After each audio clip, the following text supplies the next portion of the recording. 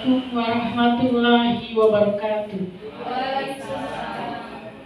Salam sejahtera bagi kita semua. Yang terhormat Kepala Sekolah SDN Perdana 2, yang terhormat Kepala SDN Perdana 1, dan yang saya hormati Dewan Guru SDN Perdana 1 dan 2. Marilah kita panjatkan puji syukur kehadirat Allah Subhanahu wa Ta'ala atas karunia-Nya sehingga kita dapat berkumpul di tempat ini dalam acara pemaparan diseminasi disiplin positif dengan sehat walafiat. Salawat serta salam kita curahkan kepada junjungan kita Nabi Muhammad karena telah menyelamatkan kita dari kegelapan. Amin ya rabbal alamin. Hadirin yang saya hormati, izinkanlah saya membacakan susunan acara untuk memandu acara ini. Acara yang pertama adalah pembukaan. Marilah kita buka acara ini dengan mengucapkan basmalah bersama-sama. Acara selanjutnya yaitu sambutan. Sambutan yang pertama akan dibawakan oleh Bapak Kepala Sekolah SDN Perdana 2 kepada Bapak Prof. Muhammad Rofiq SPD. Disilakan.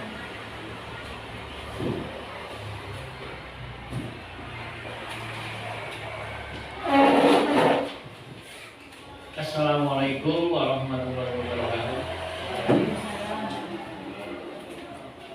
Alhamdulillahirabbil alamin wa bihi nasta'in wa bihi la haula wa la quwwata illa billah. Rabbi shrah li sadri wa yassir li amri wa hlul 'uqdatam min lisani yafqahu qawli. Ibu kepala sekolah yang saya hormati serta ibu bapaknya juga yang saya hormati. Yang pertama marilah kita panjatkan syukur kepada Rabbi bahwasanya dengan kita dikasih kesehatan kita bisa berkumpul di tempat yang telah ditentukan ini. Sholawat serta salam marilah kita nyumbang kepada junjungan kita Nabi besar Muhammad sallallahu alaihi wasallam, pada sahabatnya dan kepada kita semua.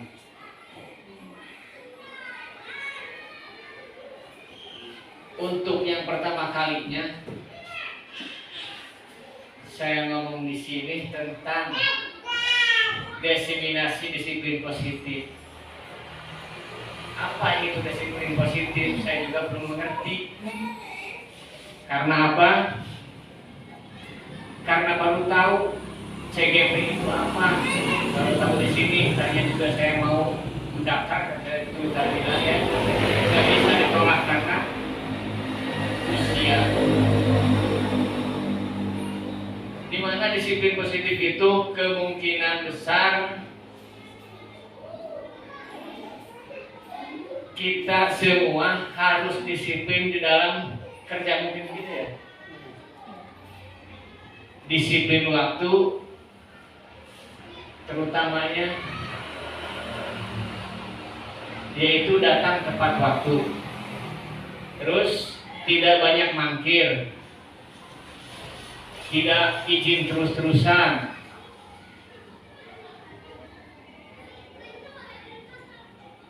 dan lain sebagainya. Dimana disiplin kerja itu setiap hari adalah apa ya, kalau kita bilang kebutuhan kita juga sih, kebutuhan anak didik kita, dimana kita datang tepat waktu dan bisa memasuki kelas dengan tepat waktu. Karena apa? Karena anak-anak didik kita menunggu di kelas. Kalau kita sering terlambat, mungkin anaknya juga main terlebih dahulu.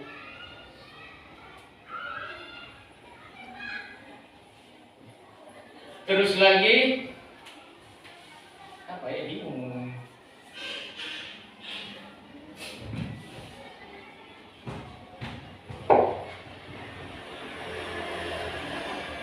Untuk masalah program di dalam disiplin kerja. Mungkin saja Bu, ya, untuk kelas 1 dan kelas 2 mungkin bisa diperpendek waktunya Bu. Jangan sampai jam 12. Kasihan. Karena apa? Karena anak kelas 1 itu ibarat bayi yang baru lepas netek dari ibunya. Kalau kita jejelin terus menerus dengan sambal dengan apa, mungkin itu tidak akan bisa. Kita bisa atau mengikuti cara dia sendiri, belajar dia sendiri dengan cara membiarkan, cuma kita mengarahkan, bukan kita memaksakan kehendak sendiri. Boleh program itu bagus, tetapi di dalam pelaksanaannya gimana atau tergantung gurunya itu. Akan lebih baik lagi jika anak kelas 1 dan kelas 2 itu kita sebagai guru tidak harus menjejal harus ini, harus itu. Biarkan saja dengan masanya dia sendiri. Cuma dari itu kita cuma bisa mengarahkan saja dahulu, ya, cuma bisa mengarahkan. Jangan sampai kita tekan harus ini, harus itu, harus ini, harus itu, karena pemikiran anak itu atau pikiran anak itu belum sampai ke hal-hal yang lebih jauh lagi, karena dia masih anak-anak.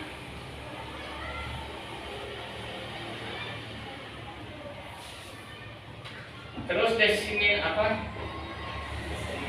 diseminasi disiplin positif, terutama tadi sekali lagi buat guru-gurunya, kita harus mematuhi ada aturan-aturan yang tertentu yang sudah dipasang atau yang sudah dipajang di luar kelas. Datang tepat waktu. Di situ juga ada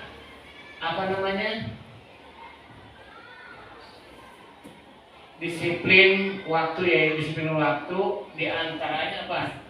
Jangan datang lambat.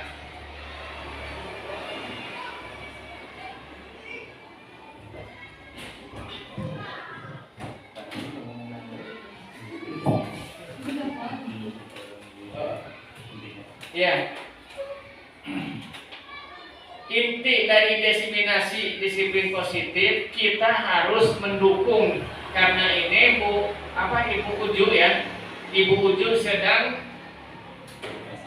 melaksanakan pendidikan yaitu CGP, dan kemungkinan ada angkatan yang 11 lagi.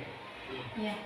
Mungkin ada angkatan yang 11, kemungkinan guru-guru yang lain juga mau mendaftar, tidak hanya PNS, tidak hanya P3K, bahkan yang belum ada kakinya pun bisa, ya, bisa ikut.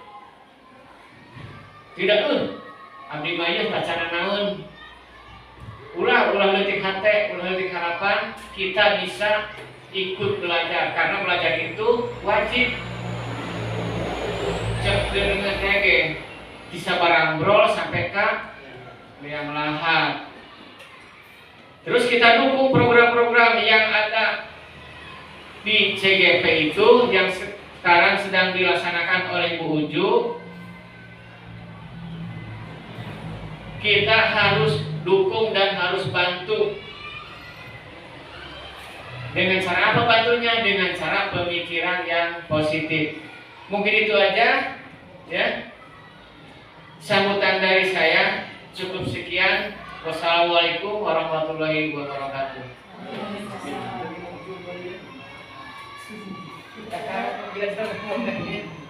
Kepada Bapak O. Muhammad Robik SPD kami sampaikan terima kasih.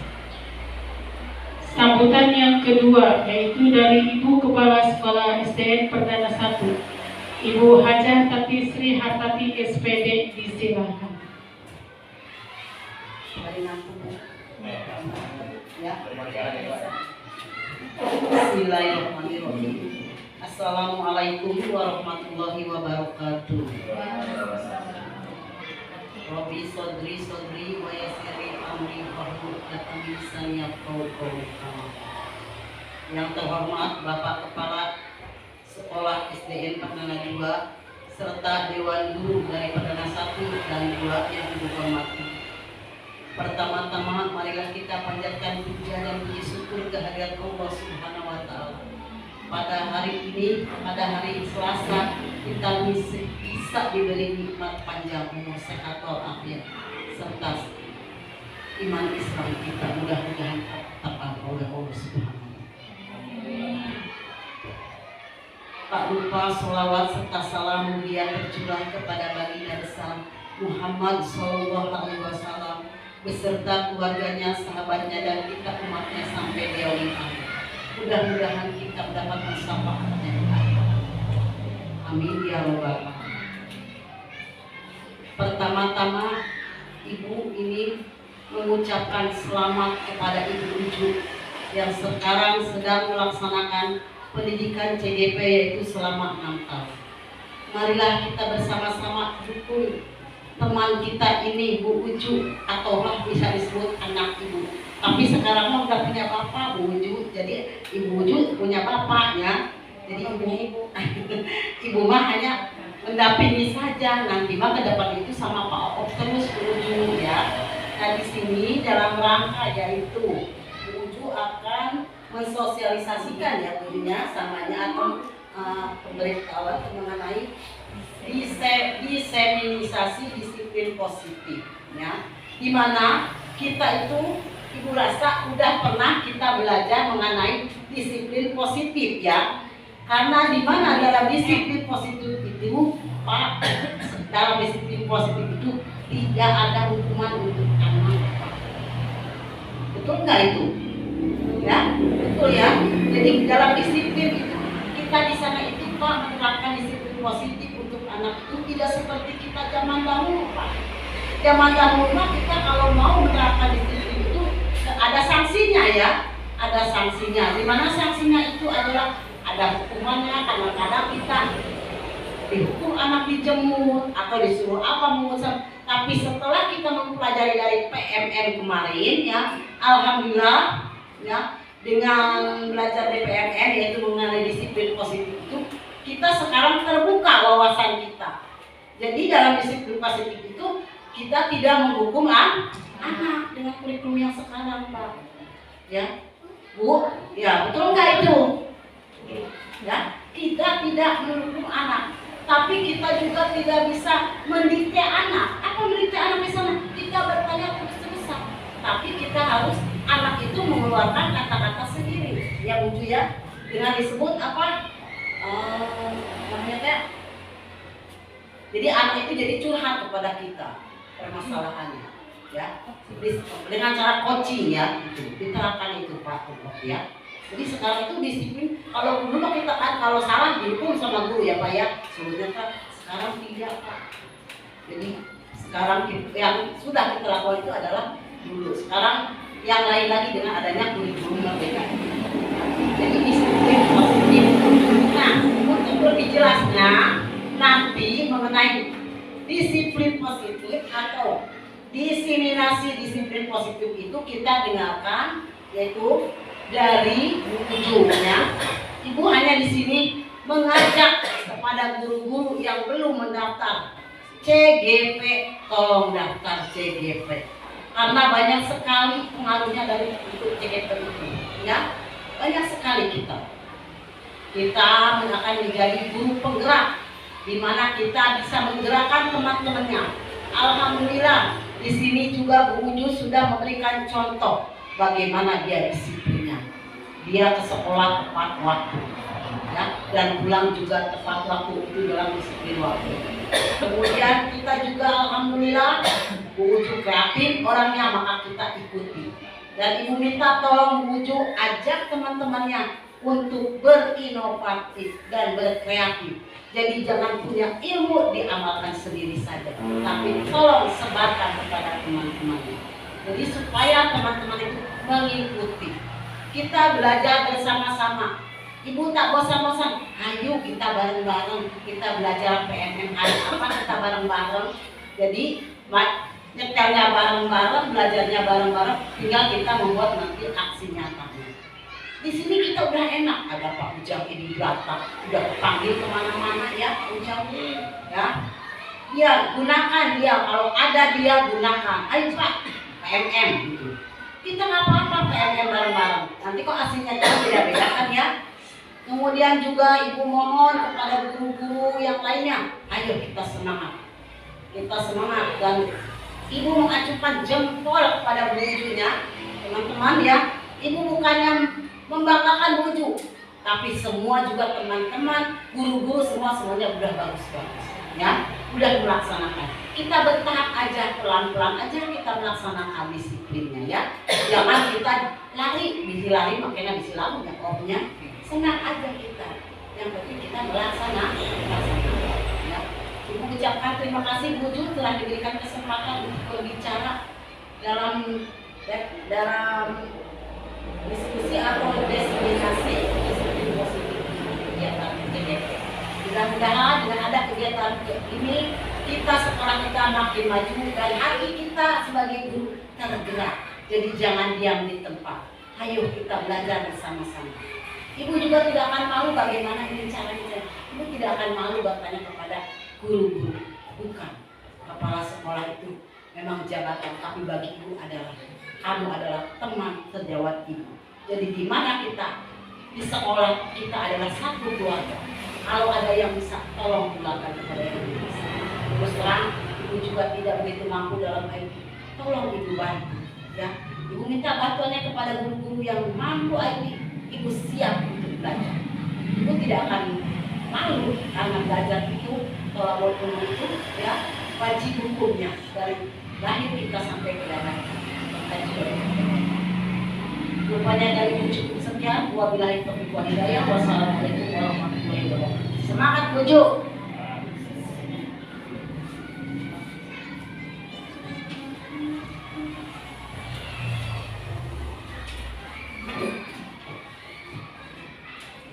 Kepada Ibu Hajah Tati Sri Hartati kami sampaikan terima kasih. Acara selanjutnya adalah acara inti, yaitu pemaparan materi diseminasi calon guru penggerak angkatan 9 yang akan dibawakan oleh moderator. Pada Ibu Uju Juwaina SPD disilahkan.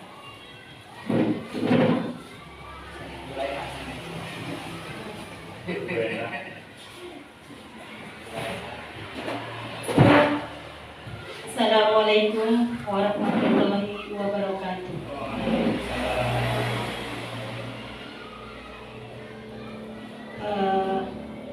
Bapak Muhammad Rofi yang saya hormati, Ibu Hajah Tati Sri Hartati yang saya hormati, dan rekan-rekan guru yang saya hormati dan saya banggakan.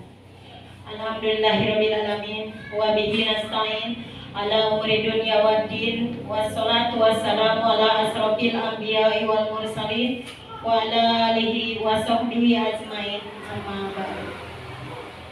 Rabbi shrahli sadri wa yassirli amri wahlul 'uqdatam min lisani yafqahu qawli. Alhamdulillah pada kesempatan ini kita bisa berkumpul bersama dalam acara diseminasi disiplin positif. Terima kasih kepada Bapak dan Ibu guru yang telah ikut membersamai, ikut hadir di sini. Saya nama Uju Juwaina, calon guru penggerak angkatan 9 dari SDN Perdana 2 Kabupaten Pandeglang. Diseminasi modul 1.4 budaya positif. Di sini adalah tugas di modul 1.4, yaitu saya harus mensosialisasikan disiplin positif. Next.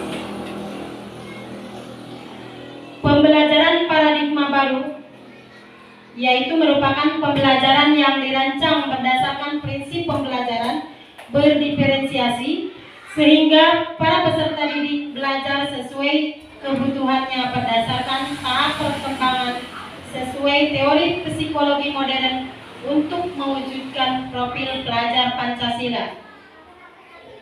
Paradigma baru ini sudah kita bukan baru kali ini ya mendengar paradigma baru, di mana kita telah dari tahun kemarin sudah mengakses PNN dan sudah tahu apa yang dinamakan sebagai paradigma baru. Jadi paradigma baru di sini sebagai guru atau pendidik mengubah dari kebiasaan lama yang buruk menjadi kebiasaan baru, yaitu dengan memusatkan pendidikan anak-anak. Jadi kita itu dalam pembelajaran di kelas itu tidak sebagai pemantau saja, tapi kita harus sebagai manajer, di mana sebagai manajer itu guru harus memperhatikan sifat, bakat yang atau kodrat yang dibawa oleh anak. Kita hanya menuntun saja, mengarahkan. Next. Ruang lingkup budaya positif, yaitu perubahan paradigma, disiplin positif, nilai-nilai kebajikan, kebutuhan dasar manusia, motivasi manusia, posisi kontrol guru, keyakinan kelas, dan segitiga restitusi. Next. Bapak Ibu lihat di layar pendekatan teori kontrol, di mana stimulus, respon, realita kebutuhan kita sama. Teori kontrolnya setiap orang memiliki gambaran yang berbeda. Selanjutnya semua orang melihat hal yang sama. Teori kontrolnya kita berusaha memahami pandangan orang lain tentang dunia.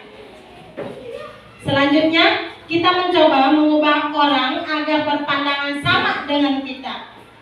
Namun menurut teori kontrol, semua perilaku memiliki tujuan. Setiap apa yang dilakukan oleh kita pastinya memiliki tujuan, itu berdasarkan teori kontrol. Selanjutnya, berdasarkan stimulus respon, perilaku buruk dilihat sebagai suatu kesalahan, suatu kejahatan. Jadi ketika kita melihat anak-anak berperilaku buruk, misalnya berantem sama temannya, kalau menurut teori kontrolnya, yaitu hanya ada yang bisa mengontrol diri kita. Jadi ketika anak melakukan kesalahan, anak sendiri yang bisa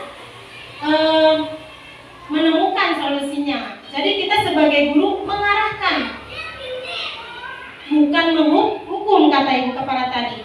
Jadi kita mengarahkan, membimbing anak mencari solusi, bagaimana, kenapa, begitu ya pertanyaannya.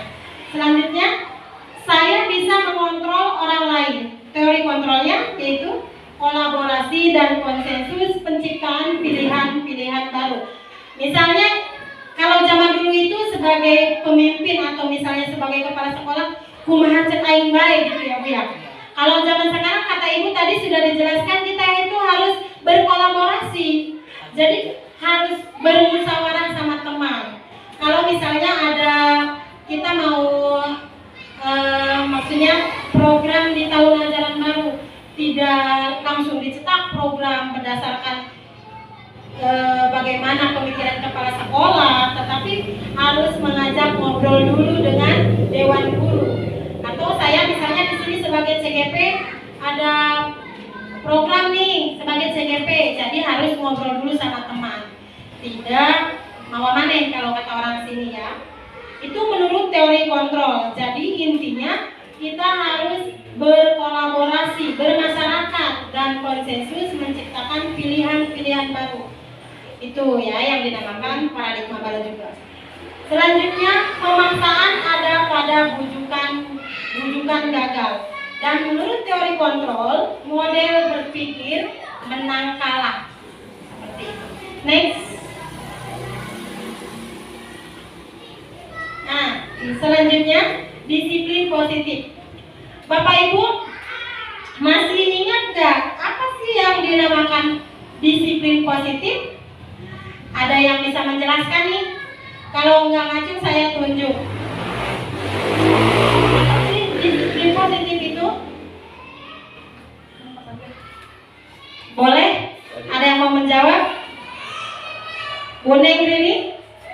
Silakan untuk sedikit menjelaskan menurut Bu Neng Rini apa sih disiplin positif itu? Bebas ya. Boleh menjelaskan berdasarkan pemikiran sendiri. Silakan.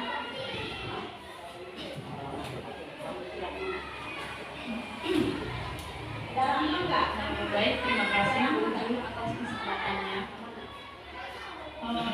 Disiplin itu kan cara mendidik anak ya, dalam cara mendidik anak disiplin positif. Menerapkan kedisiplinan pada anak masih kerap dikaitkan dengan cara didikan yang keras ya. Pada zaman masa sebelum sekarang nih, dulu lah sebelum paradigma ya, sebelum paradigma baru. Jadi kalau sekarang dalam disiplin positif kita mendidik anak itu tidak harus dengan kekerasan. Jadi tadi sudah disampaikan sama Bu. Jadi kita harus harus dilihat kenapa dia berbuat seperti itu, gitu kan. Kenapa dia bisa nakal, kenapa dia bisa mukul, mungkin ada alasannya gitu. Gak mungkin anak langsung mukul kalau nggak nggak ada tujuannya gitu. Jadi dari situ kita harus harus salah satunya di coaching gitu kayak gitu ya. Jadi ditanya, jadi tidak mengejar gitu, anak itu nakal, tidak. Jadi harus dicari masalah cara solusinya, kenapa anak seperti itu. Mungkin salah satunya seperti itu. Terima kasih Ibu Neng Rini. Betul sekali ya, disiplin positif itu jadi kita itu mendisiplinkan anak dengan cara-cara apa maunya anak gitu ya. Kita hanya mengarahkan, asal jangan yang melanggar hukum gitu ya. Disiplin positif merupakan perwujudan dari nilai-nilai atau keyakinan universal yang diterapkan di sekolah. Budaya positif diawali dengan perubahan paradigma tentang teori kontrol.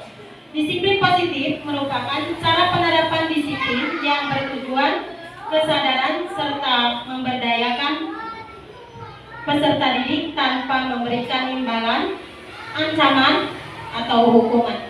Betul sekali tadi.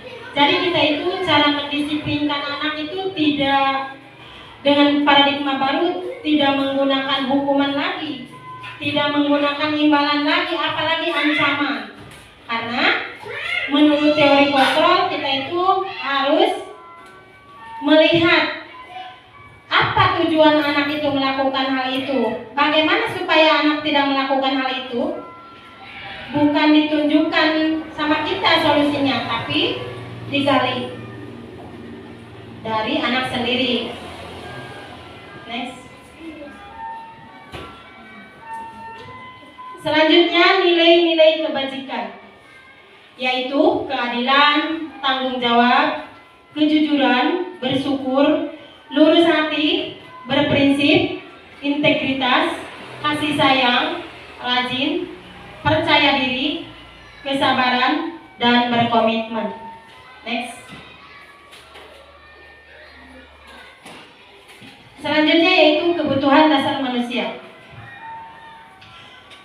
Kalau nggak salah kita juga kemarin sudah membuka PMM tentang kebutuhan dasar manusia ya?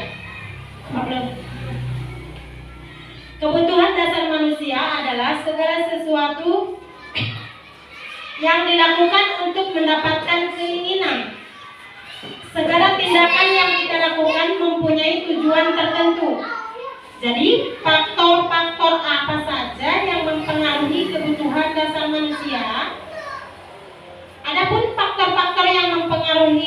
kebutuhan dasar manusia, diantaranya penyakit, hubungan keluarga, konsep diri manusia, dan perkembangan. Next. Nah, 5 kebutuhan dasar manusia. Ini yang pertama adalah bertahan hidup. Manusia itu butuh banget sih bertahan hidup? Butuh banget. Karena tempat tinggal, makanan, keamanan, kesehatan yang sangat dibutuhkan oleh setiap makhluk ya, apalagi sebagai manusia. Yang selanjutnya yaitu kebutuhan kasih sayang dan rasa diterima. Jadi di sini kalau misalnya kita melihat anak-anak melakukan kesalahan, sebenarnya hanya butuh perhatian, hanya butuh kasih sayang, tidak lebih dari itu kadang-kadang ya. Cuma kita menilainya kamu itu melakukan kesalahan setiap hari seperti itu. Padahal kemungkinan anak hanya membutuhkan kasih sayang dan rasa diterima kerjasama, menjadi bagian dari kelompok. Misalnya di kelas kita melakukan pembagian kelompok, bisa jadi dalam satu kelompoknya dia itu sama teman-temannya dikucilkan, betul apa tidak? Bisa jadi dia melakukan hal-hal yang membuat temannya kesal.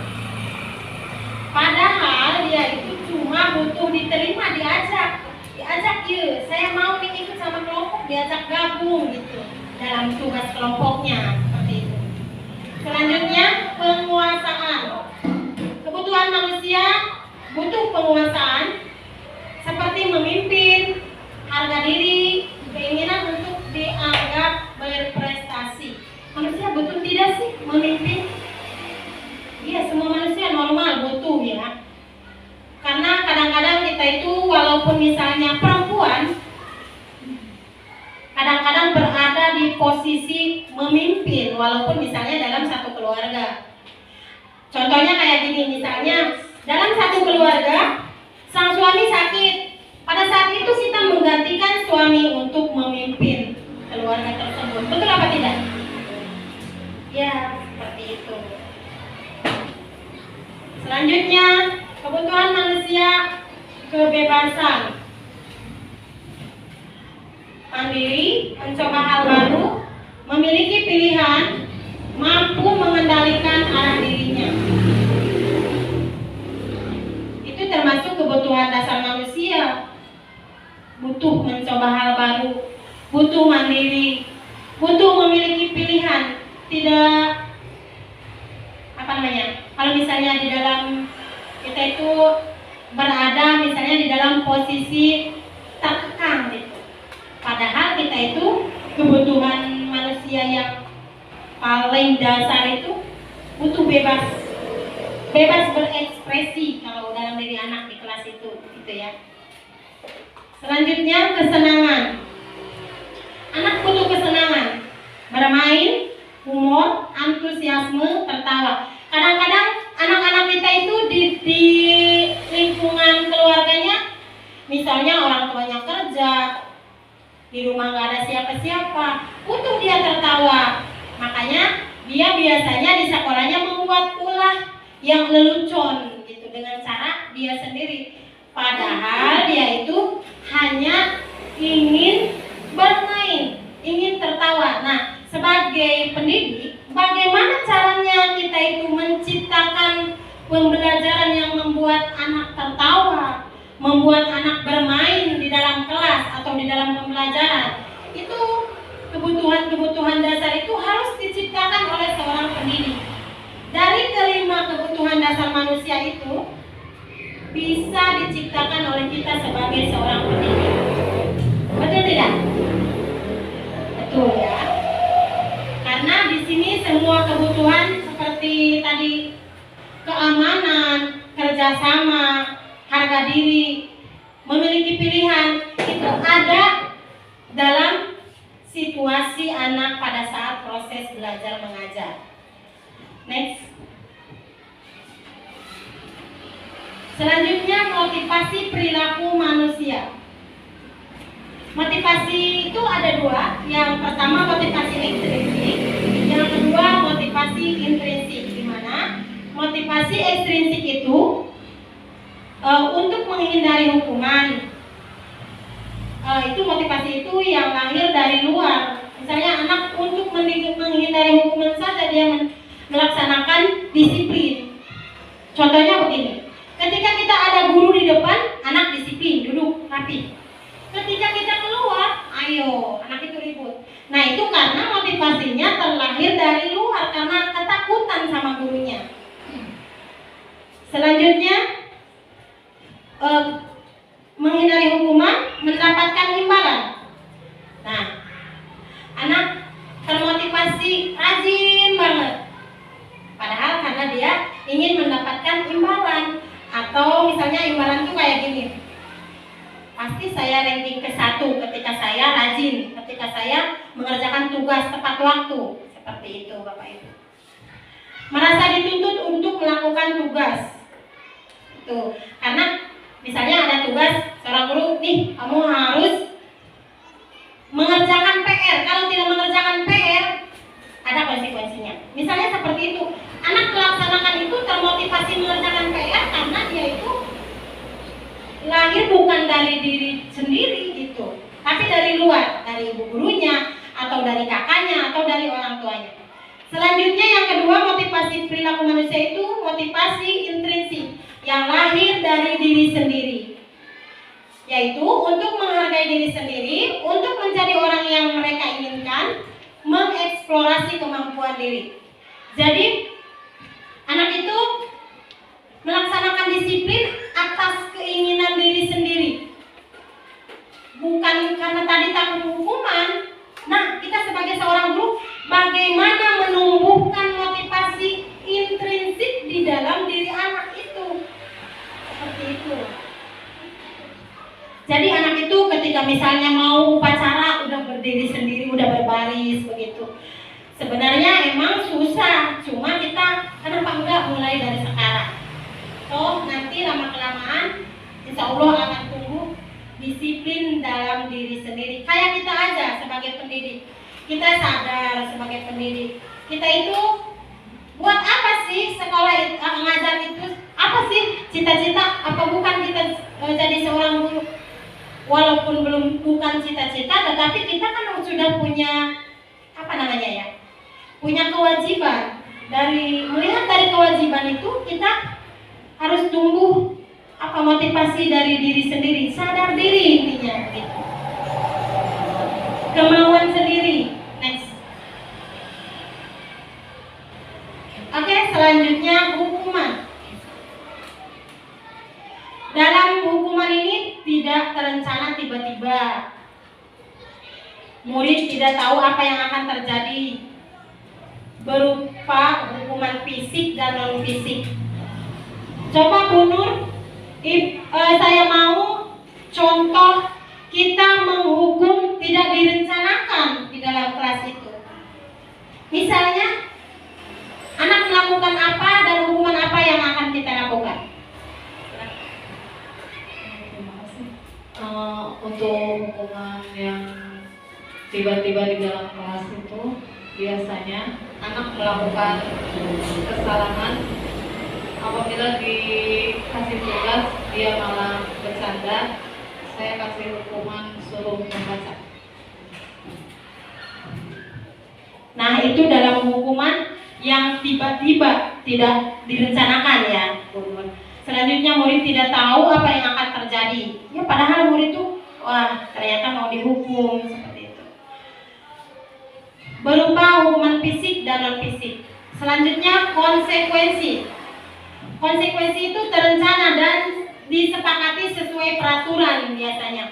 Kalau misalnya peraturannya anak harus melaksanakan upacara di hari Senin, kalau tidak melaksanakan upacara konsekuensinya apa? Itu juga mengarah ke hukuman. Jadi kalau tidak, misalnya anak dalam melaksanakan upacara tidak memakai topi, konsekuensinya apa? Pasti dihukum kan? Seperti itu.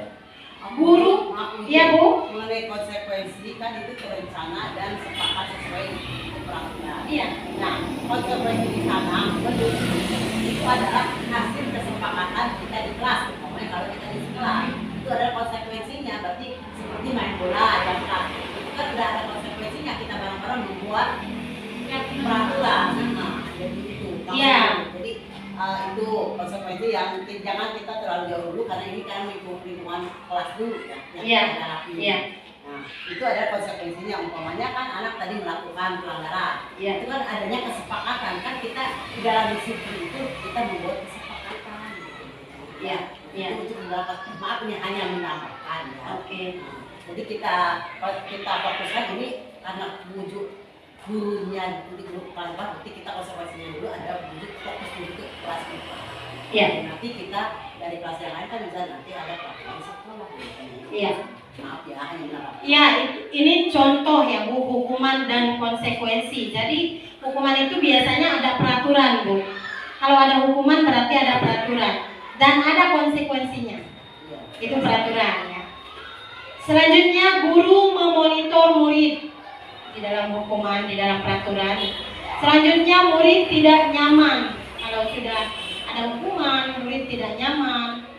Kalau udah ada konsekuensinya. Next, Pak.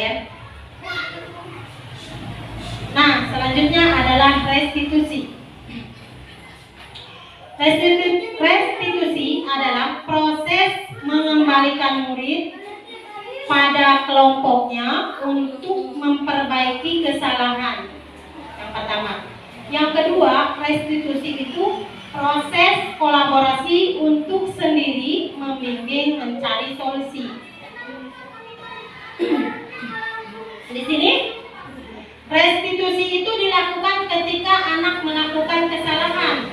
Kita tidak memberikan hukuman, tapi melaksanakan restitusi. Jadi bagaimana caranya anak supaya tidak melakukan lagi, bukan diberi hukuman atau dikasih efek jerah gitu. Tapi kita melakukan restitusi, tadi kata Bu Neng Rini, melakukan coaching kepada anak. Jadi nanti dalam restitusi itu kita menemukan kenapa kamu melakukan ini, bisa enggak kamu kalau tidak melakukan ini, seperti itu ya restitusi. Next. 5 posisi kontrol guru. Di sini kemarin kita juga sudah mengakses ya 5 posisi kontrol guru. Yang pertama penghukum, yang kedua pembuat rasa bersalah, yang ketiga pemantau, yang keempat teman, dan yang kelima sebagai manajer. Next.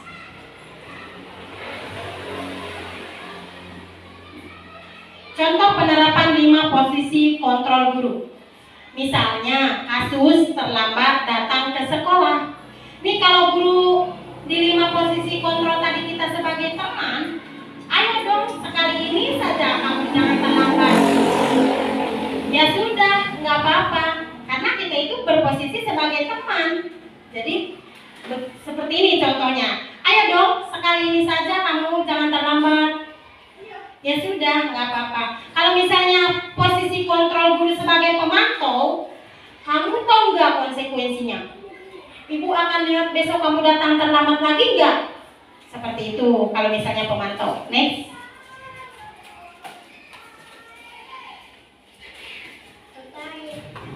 Nah, kasusnya terlambat datang ke sekolah. Kalau misalnya kita sebagai manajer, apa tahu kamu kesalahanmu?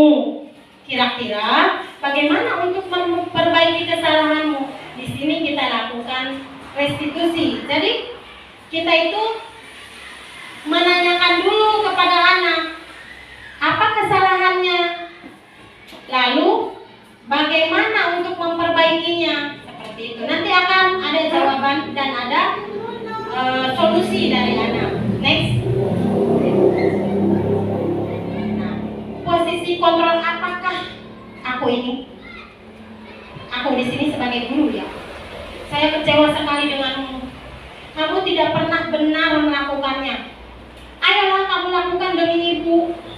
Kamu tidak akan dapat nilai jika kamu tidak mengerjakan tugas ibu. Seperti itu. Posisi kontrol yang mana itu? Next. Nah, selanjutnya kita ke keyakinan kelas. Mengapa bukan peraturan kelas? Ada yang tahu nggak? Boleh nih, Bu Is? Kenapa sih kok bukan peraturan kelas yang sekarang? Kalau dulu kan peraturan kelas. Kenapa ada peraturan kelas yang sekarang? Terima kasih sudah memberikan saya waktu untuk membedakan ya antara peraturan dan keyakinan. Kalau dulu kita sebut dengan peraturan. Peraturan itu adalah peraturan, jadi tata tertib yang harus dilaksanakan, dan kadang-kadang peraturan itu kalau tidak dilaksanakan kadang mendapat hukumannya. Tapi kalau untuk sekarang keyakinan kelas itu kita yakini secara bersama. Jadi peraturan itu kita buat secara bersama di dalam kelas, kemudian di hasilnya disepakati oleh siswa dan guru. Itu yang mungkin yang saya bisa sampaikan. Terima kasih. Terima kasih, betul sekali. Mengapa bukan peraturan kelas? Next. Nah, tadi kata Bu Is, sekarang itu bukan peraturan kelas, karena kalau peraturan kelas timbulnya nanti ada hukuman. Sekarang itu adanya keyakinan kelas. Jadi di dalam keyakinan kelas itu tadi kata Bu Is disepakati oleh keluarga yang ada di kelas, membuat pernyataan universal, dibuat dalam pernyataan positif, disesuaikan dengan kondisi sekolah atau kelas masing-masing gitu ya. Tidak bakalan sama keyakinan kelas 6 sama kelas 4, karena anaknya juga akan berbeda, umurnya juga akan berbeda ya. Lalu dibuat sesuai apa yang siswa dan siswi harapkan. Lalu semua warga sekolah atau kelas dilibatkan saat membuat keyakinan kelas. Seperti itu perbedaannya peraturan kelas sama keyakinan kelas. Next. Segitiga restitusi adalah suatu proses dialog yang dijalankan guru atau orang tua agar dapat menghasilkan murid yang mandiri dan bertanggung jawab. Di dalam segitiga restitusi ini kita itu tadi sudah dipaparkan, yaitu bagaimana caranya menemukan solusi dari kesalahan yang dibuat oleh seorang anak. Next. Dari segitiga restitusi, yang pertama menstabilkan identitas. Jadi jangan sampai kita itu mau restitusi di depan anak banyak, atau misalnya barusan tadi berantem, kita langsung panggil di depan teman-teman, kita lakukan restitusi. Karena harus menstabilkan identitas dulu. Anak akan merasa malu dan anak juga akan berbohong, ya, karena dia akan menutupi kesalahannya. Berbuat salah itu adalah proses pembelajaran, yaitu berbuat salah itu wajar. Tidak ada manusia yang sempurna. Ibu juga pernah melakukan itu.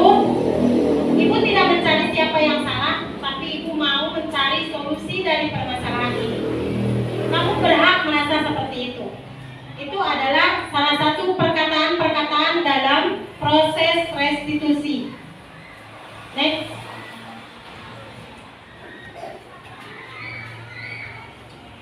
Selanjutnya, selain menstabilkan identitas, yaitu validasi tindakan yang salah.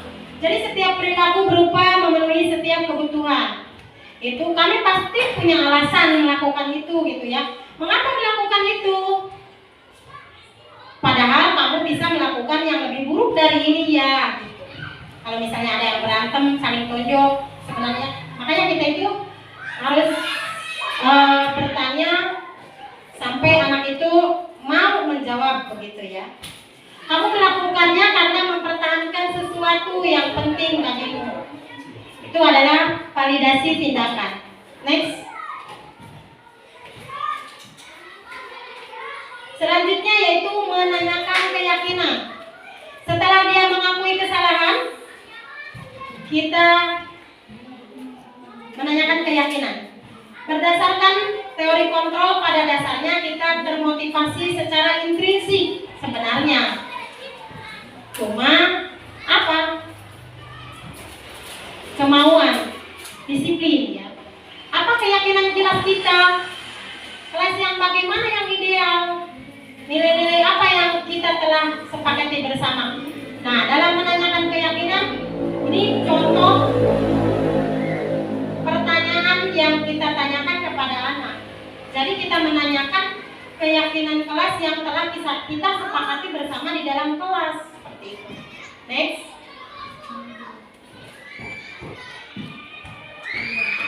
Ini adalah contoh membuat keyakinan kelas. Mungkin Bapak Ibu, nggak ada suaranya. Mungkin Bapak Ibu di sini sudah melakukan membuat keyakinan kelas ya. Saya yakin sudah terpampang di kelasnya masing-masing ya, kuning ya. Karena kemarin kita sudah belajar dari PNN membuat keyakinan kita itu. Keyakinan kelas itu yang pertama, kita harus melibatkan anak. Kita juga harus sesuai pernyataan yang dikatakan oleh anak. Misalnya, biasanya anak menulisnya tidak boleh berantem di dalam kelas. Kita nyatakan dalam perkataan universal, Bu Nopi. Jadi diarahkan anak itu. Jadi kalimatnya menjadi kalimat-kalimat universal. Seperti itu. Next, ayat. Pakai Bluetooth itu suaranya. Di sini saya kemarin melakukan membuat keyakinan kelas dengan cara membagikan kertas untuk ditempel. Jadi kertas itu mempersilahkan anak menulis apa menurut mereka keyakinan mereka yang ingin mereka sepakati atas dasar diri sendiri. Seperti itu. Next.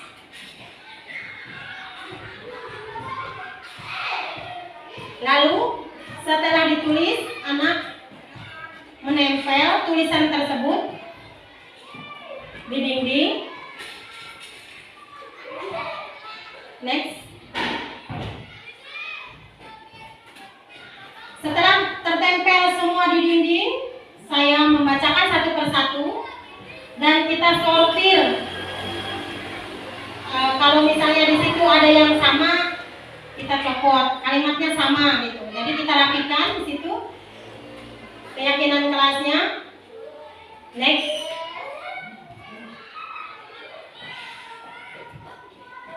Penandatanganan keyakinan kelas. Kenapa harus ada penandatanganan? Karena kalau anak sudah menandatangani, jadi anak sudah siap meyakini, melaksanakan apa yang ada di dalam keyakinan kelas tersebut. Semua anak menandatangani. Next. Next.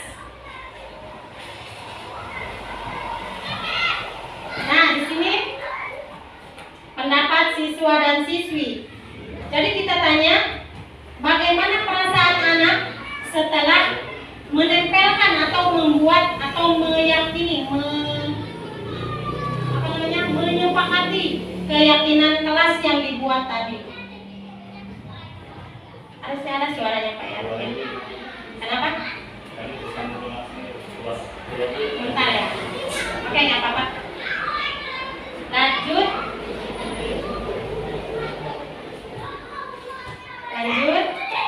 Di sini saya hanya beberapa orang gitu ya. Lanjut. Nah, masih ada ini. Penerapan restitusi. Kemarin kasusnya itu datang terlambat si Adel ini. Pada minggu kemarin pada saat melaksanakan upacara dia datang terlambat. Saya restitusi. Kenapa datang terlambat? Apa alasannya dan bagaimana solusinya? Dan akhirnya kita menemukan permasalahan dan menemukan kenapa si Adel datang terlambat. Dan solusinya telah disepakati oleh Adel. Lanjut. Kasus yang kedua yaitu tidak memakai sepatu. Di sini Ananda Lintang setiap hari dia itu dari rumahnya memakai sepatu. Tetapi kalau di sekolah itu dimainin Bu sepatunya, dibuka dipakai seperti itu. Kadang-kadang kan kalau di kita itu lari-larian keluar ngecek apa gitu. Makanya setelah direstitusi sama saya gitu ya, dia menemukan kesalahannya dan menemukan juga jawabannya. Next. Pendapat siswa tentang restitusi tadi. Jadi tidak merasa bersalah si anak, cuma anak di sini merasa bangga atas dirinya sendiri dengan menemukan solusi dari permasalahan yang dia lakukan, dari kesalahan-kesalahan yang dia lakukan. Next.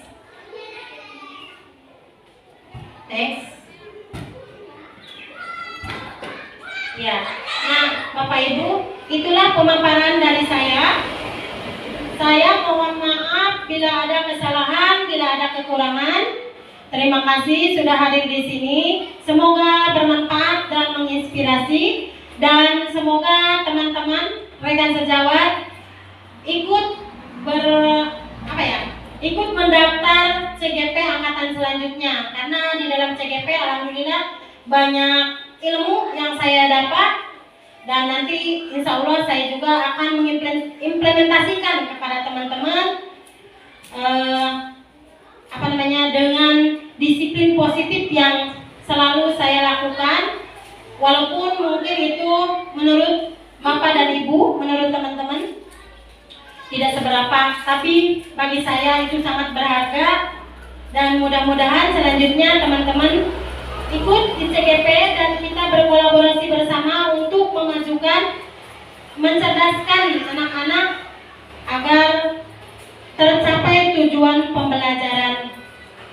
Terima kasih. Wassalamualaikum warahmatullahi wabarakatuh.